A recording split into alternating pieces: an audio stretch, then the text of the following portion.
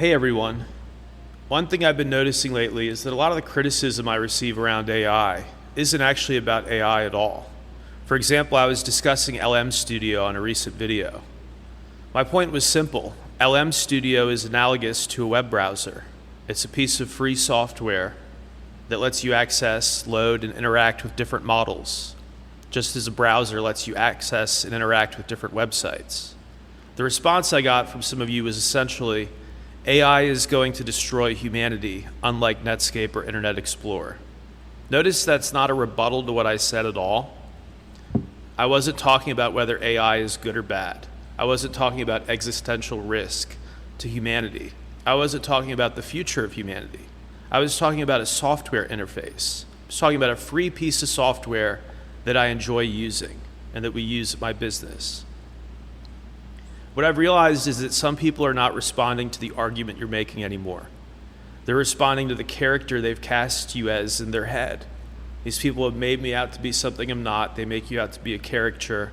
They other you so that they can try to marginalize you. But in this respect, they've failed. If you notice my 128,000 subscribers on YouTube, big fat failure, those who tried to silence and marginalize me. Thanks for trying, though. What I've realized over the years is that some people are not responding to the argument you're making. In their minds, you're no longer a person discussing technologies. You're an AI evangelist. You're a shill.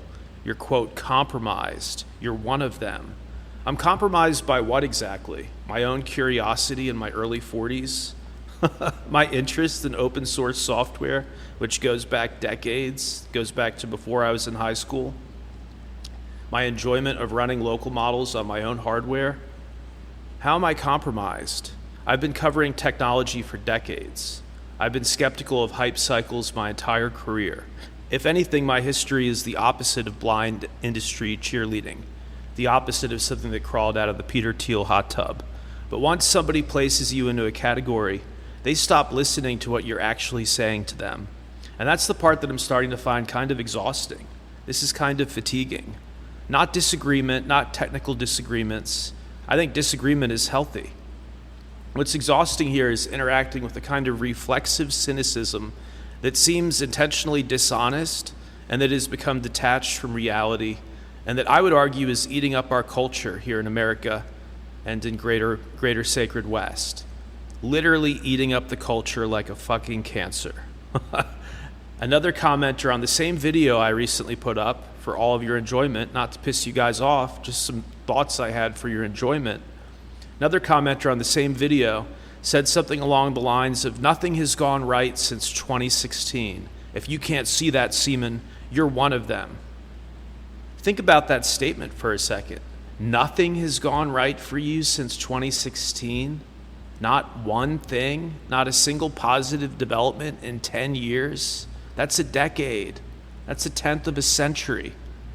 So you're saying no personal achievements, no new friendships, no good books, no relationship, no projects, no lessons learned, no memorable vacation, no great meal, no good dinner, no beautiful day, no meaningful experience in 10 years?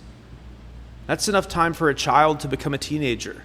It's enough time to build a company from scratch, or to write multiple books, travel the world, learn a language. I don't want to be cliche here, but that's a long time. Enough time to change careers or start a new family or move to a different country. And if someone genuinely believes nothing has gone right during that entire period, then we're not talking politics anymore. We're not talking technology. We're talking about a worldview. What's particularly strange here is that many of the people making these statements support political movements like Trump that have been in power during portions of that exact time frame, right? Trump's first term, 2017, 2018, 2019. So you're saying those were all bad years at every single moment? So what are they actually saying? That their own side failed? That everybody failed? That existence itself failed? What are these fucking people saying? The statement collapses under even the slightest examination. What I think we're seeing is a growing tendency to interpret everything through a lens of decline and betrayal. Every institution is corrupt. Every technology is dangerous. Every disagreement is evidence of compromise. Every success story is now propaganda.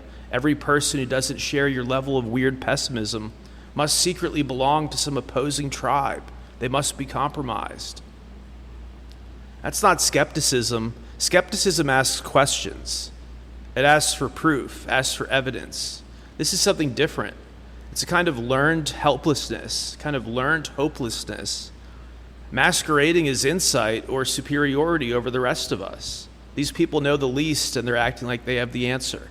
And the reason I found myself gravitating more toward podcasts and long-form conversations and newsletters instead of doing my live stream is because those formats still reward curiosity and interaction. I could put this out there and then get some interesting comments and read them and move on with my life and not have people saying that I'm compromised by some unknown entity because I like to use AI in my spare time.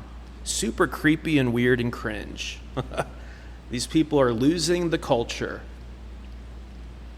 You can remain a human being instead of becoming a symbol.